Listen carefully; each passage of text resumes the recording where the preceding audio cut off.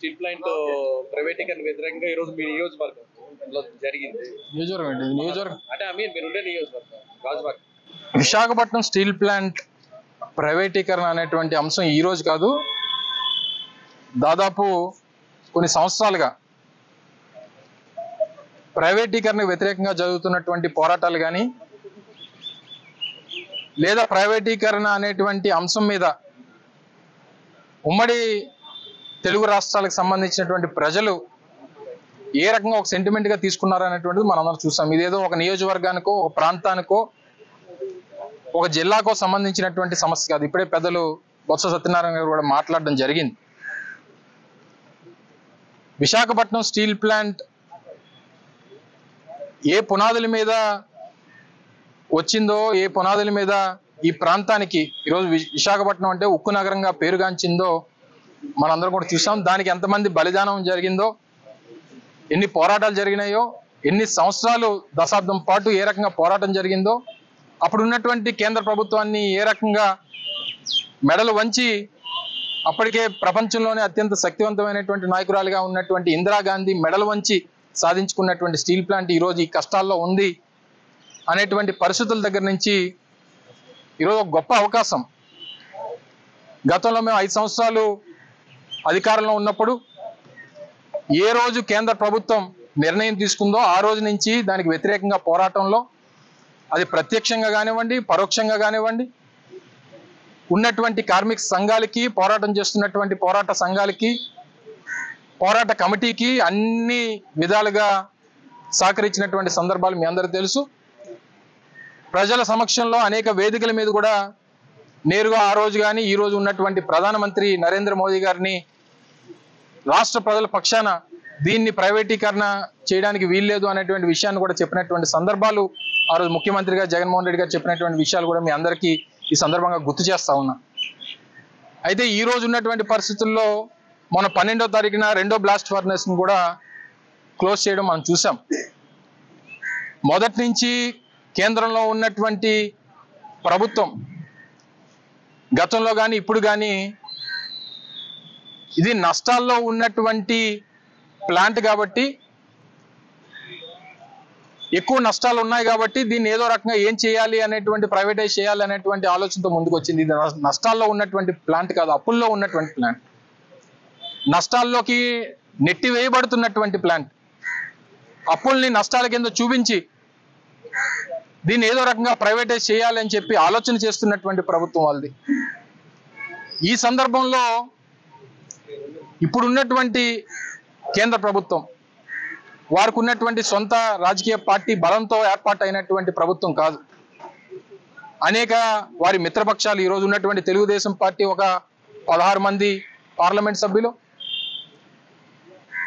లేదా వారితో పాటు ఇక్కడ కూటమిలో ఉన్నటువంటి జనసేన పార్టీకి సంబంధించినటువంటి ఒక 2 పార్లమెంట్ సభ్యులు, వీరందరూ కూడా అక్కడ మద్దతు పలికితే కేంద్రంలో ఏర్పడినటువంటి ప్రభుత్వం ఈరోజు దేశంలో పరిపాలన చేస్తూ ఉంది.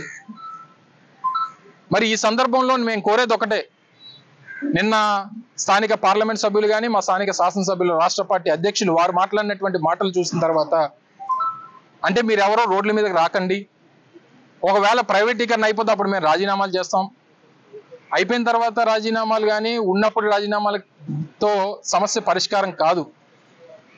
మీరు కానీ మీ పార్టీ అధ్యక్షులు వారు లేదా మీ పార్టీ రాష్ట్ర ముఖ్యమంత్రిగా ఉన్నటువంటి చంద్రబాబు నాయుడు గారు చెప్పాల్సింది ఏంటంటే, మేము ప్రజల తరపున, కార్మికుల తరపున, రాష్ట్ర ప్రజల తరపున వైఎస్ఆర్ కాంగ్రెస్ పార్టీ కోరేది ఒకటే, ఈ ప్లాంట్ ప్రైవేటీకరణ ఆగాలి అంటే చంద్రబాబు నాయుడు గారు కేంద్ర ప్రభుత్వానికి ఒకే ఒక మాట చెప్తే ఇది అవుతుంది. మీరు కానీ విశాఖపట్నం స్టీల్ ప్లాంట్ ప్రైవేటీకరణ చేస్తే కేంద్రంలో మీ ప్రభుత్వానికి మేము మా మద్దతుని విత్డ్రా చేసుకుంటాం అనేటువంటి మాట చెప్తే ఇది ఆగేటువంటి ప్రసక్తి ఉంటుంది తప్ప,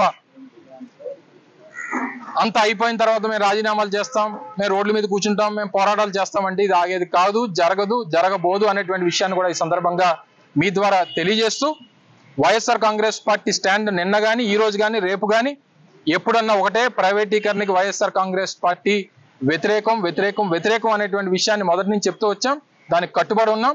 దానికి ప్రజల పక్షాన, కార్మికుల పక్షాన, ప్లాంట్ పక్షాన ఏ రోజు ఎక్కడికన్నా ఏ పోరాటానికన్నా వైఎస్ఆర్ కాంగ్రెస్ పార్టీ ఎప్పుడు కూడా సిద్ధంగానే ఉంటుంది అనేటువంటి విషయాన్ని కూడా ఈ సందర్భంగా తెలియజేస్తా ఉన్నాం. నేనేం వాళ్ళు రాజీనామా చేయమని అడగట్లేదే. వాళ్ళే చేస్తారు. వాళ్ళు చేస్తాం, వాళ్ళు ఏ రకంగా చేస్తారో మాకు తెలుసులే, కానీ వాళ్ళు చేసినటువంటిది లెటర్లు, ఇచ్చినటువంటి లెటర్లు మళ్ళీ కోర్టులకు వెళ్ళి నా ఎమ్మెల్యే సభ్యత్వాన్ని కాపాడండి, లేదా నా పార్లమెంట్ సభ్యత్వాన్ని కాపాడండి, ఈ రకమైనటువంటి చీప్ ట్రిక్స్ అనేటువంటివి కరెక్ట్ కాదు. ఫస్ట్ ఆఫ్ ఆల్ నేను క్లియర్ చెప్తున్నాను. నేను చెప్పిన దాంట్లో కానీ మా పార్టీ స్టాండ్లో కానీ ఏదైనా తప్పు ఉంటే మీరు ఇప్పుడే అడగండి, చెప్పండి. ఈరోజు కేంద్ర ప్రభుత్వం, మోడీ గారి ప్రభుత్వం కేంద్రంలో ఒక పక్క తెలుగుదేశం పార్టీ, ఒక పక్క జనతాదళ్ నితీష్ కుమార్ గారి రెండు చేతి కర్రల మీద ఈరోజు కేంద్రంలో ప్రభుత్వం నడుస్తూ ఉంది. ఏ కర్ర పోయినా ప్రభుత్వం కూలిపోయేటువంటి పరిస్థితి ఉంది. ఇంకో 4 సంవత్సరాలు 9 మాసాలు ఇంకా కాలం ఉంది. ఈ సమయంలో ఇటువంటి హుకుం జారీ చేయాల్సినటువంటి బాధ్యత ఈరోజు రాష్ట్రంలో ఉన్నటువంటి ప్రభుత్వం మీద ఉంది. నిజంగా ఆ రోజు కూడా మా మద్దతుతోనో లేదా మా అవసరంతోనో ఆ రోజు కేంద్రంలో ప్రభుత్వం ఏర్పాటు ఉండుంటే డెఫినెట్గా అదే చేసేవాళ్ళం.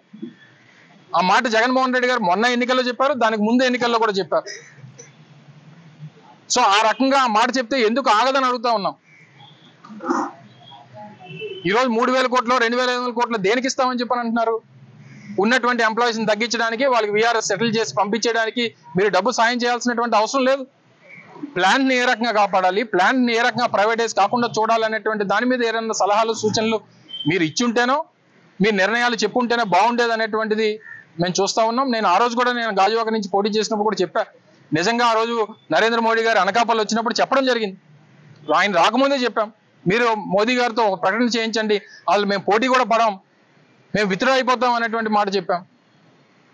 ఇది రాజకీయాలకి ఒక 5 సంవత్సరాల పదవి కోసం, ఇంకో దానికోసం ఇన్ని కోట్ల మంది ప్రజల తాలూకు సెంటిమెంట్ అయినటువంటి స్టీల్ ప్లాంట్ని ఏమి చేసినా సరే, ఎంత త్యాగం చేసినా సరే దానికి తక్కువే అనేటువంటి విషయాన్ని మరొకసారి ఈ సందర్భంగా తెలియజేస్తా ఉన్నాం. వైఎస్ఆర్ కాంగ్రెస్ పార్టీ పోరాటానికి ఎప్పుడు మద్దతు పలుకుతూనే ఉంటుంది. దీన్ని కాపాడుకునేటువంటి దానికి మా వరకు ఎంతవరకు వెళ్లాల్సిన అవసరం వచ్చినా అంతవరకు వెళ్తాం అనేటువంటి విషయాన్ని కూడా తెలియజేస్తాం.